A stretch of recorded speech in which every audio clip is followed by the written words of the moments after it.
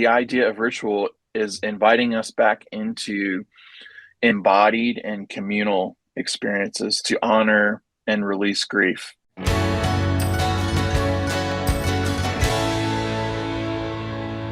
Taking these two different concepts and putting them together. So ritual and grief.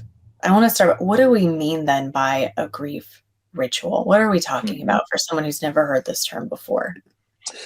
Yeah. I feel like Francis Weller is like our third invisible podcast guest today, but I have to reference him because he's my primary source here and he's really an expert. But can I offer a description he gives, and then we can kind of play on that? He says, there's something about ritual that resonates deep in the bone. It is a language older than words, relying not so much on speech as on gestures, rhythms, movements, and emotion. In this sense, ritual addresses something far more primal than language.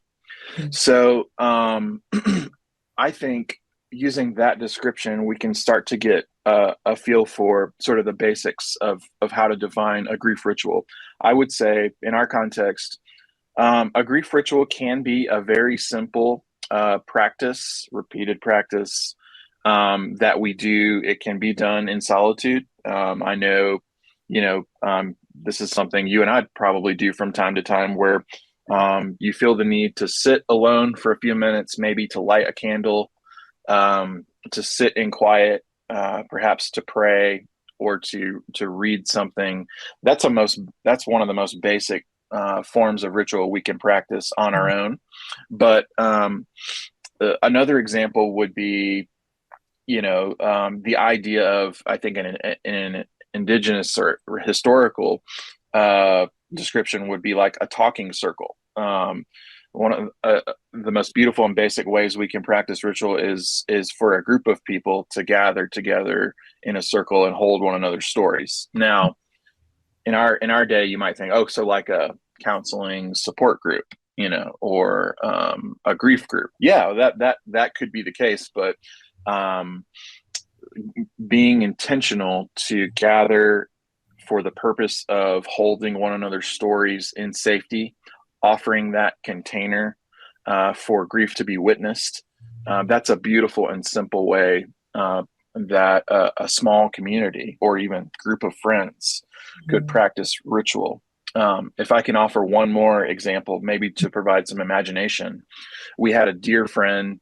This was probably 2 years ago now. She faced a really tragic and painful divorce. And felt the need in her soul to hold a ritual for the end of her marriage.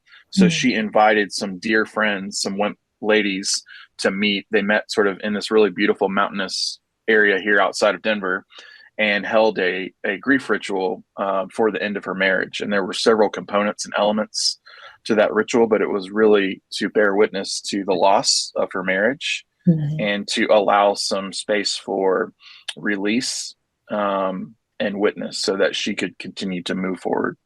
So those are a couple examples, but yeah, what are your thoughts there, and how can I add some more perhaps detail or description? I love those examples that you gave, particularly about your friend. Being someone who's gone through a divorce as an example, my gosh, it's something that, like most things that we may grieve, or people, relationships, ideas, dreams, whatever it looks like, whether it's tangible or intangible, we can feel like we are to grieve that privately, I think, in our culture. And I see that so much when I reflect back on my own story. Like, yes. Okay, I'm going to step out and I'm going to deal with this privately. And then I'm going to step back in when I kind of have it together again. Right. And I know I didn't come across, I didn't come to that on my own. And I see that again in the stories of pretty much everyone that I talk with. And maybe there's that one close person, but the idea of kind of going broader. And I know in Francis's book that you're referring to, I know he talks, yes, community, the whole community, or I believe he also will hold grief rituals where they're initially strangers, right, who come together and then ultimately feel grief as He a does. collective whole. And so imagining, gosh, that can happen. An environment can be safe and secure enough where people can really feel that grief together and allow Hmm. whatever that looks like, whether it's, yes, I'm wailing, I'm moving around, I'm on the, whatever it looks like, to really feel that and let our body really feel it. I mean, there are times Hmm. where in my head, I have seen myself drop to the ground and cry out, but I haven't done it. Hmm. There's that Yep. restraint of, this would not be proper. Now, I'm not saying if I was, in the grocery store, that would maybe be the best idea, because I Right. may not get the support I need in that moment, it may not serve well. But knowing, okay, but was time ever created then? Was a space ever created to be able to let that out in a way that it needs to be shown? And how does Hmm. that serve others who are watching? What permission does that give? And so again, it can be culture changing. So I'm also going to press pause and let you take it from here. Yeah, no, that's beautiful. I think the idea of ritual is inviting us back into embodied and communal experiences to honor and release grief. And I think the spoken or unspoken assumption also is that when we create space for ritual, we invite the sacred. And so, again, if you're talking about an indigenous tribe or culture, that was always embedded into the idea of ritual. It was sort of making space or holding space for the sacred. And if we're speaking as followers of Jesus or Christians, I think that holds the same for us too. That when we create space communally and create embodied practices together, we're inviting the presence of God to be with us in those spaces, and ultimately to be the presence that heals all of us, right? And so I think ritual is a unique way to invite God's healing presence into our lives and into our stories.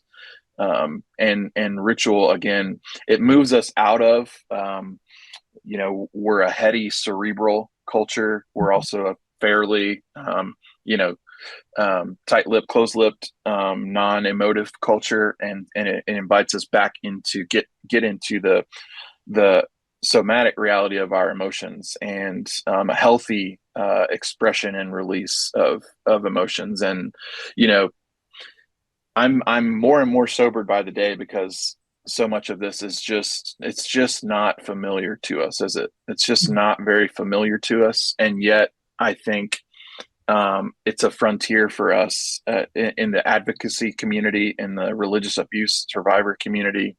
Um, that I think there's immense opportunity for us to begin to practice this. And that doesn't mean you have to become a world expert in grief rituals.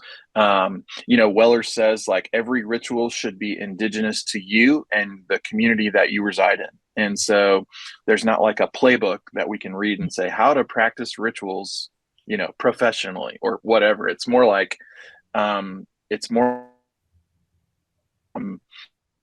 artistic experience that we can engage together. And you mentioned earlier, it's almost we are accustomed to privatized pain, privatized grief and suffering, and I think that is, one of the areas we're going to need to have to address, because private suffering or private grief is ultimately not adequate. If we're only willing to grieve or hold our losses on our own in private, then inevitably what's going to happen is that grief is going to get lodged or frozen in us, because it needs to be witnessed. It needs to be witnessed by people in a safe container context. It needs to be witnessed communally. That's how we're wired as human beings. That's how we're wired as relational creatures. And so the private pain aspect of the world we live in is a real challenge.